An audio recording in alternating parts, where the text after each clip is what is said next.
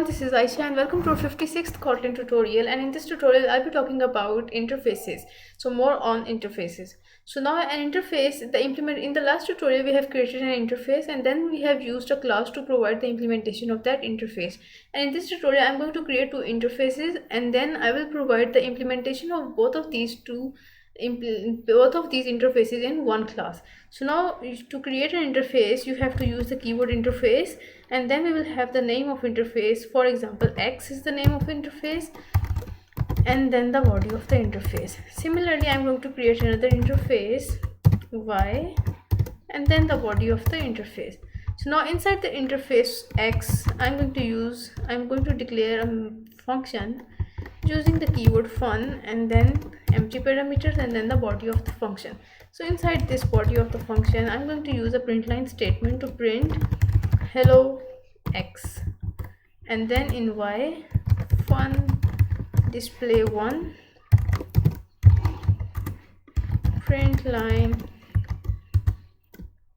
hello Y. And now I'm going to create a class which will provide the implementation of these two interfaces.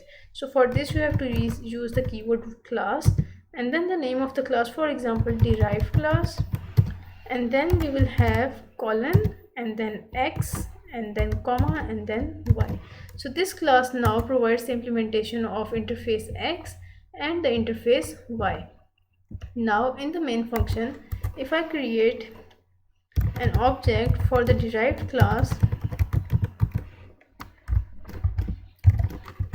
now I can use this object to call the methods of interface X and also the interface Y. So these interfaces are quite similar to abstract classes. In abstract class you cannot create any method, you cannot create the object of the abstract class. An interface, we have no object, there is no object, so we have to use the class to provide the implementation, and then we use the object for that class to access the members of the interface. So here we have one class which implements two interfaces.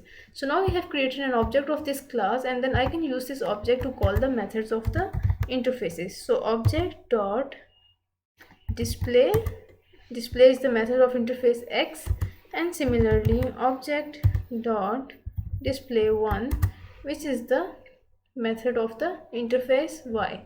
Now run your program and you will see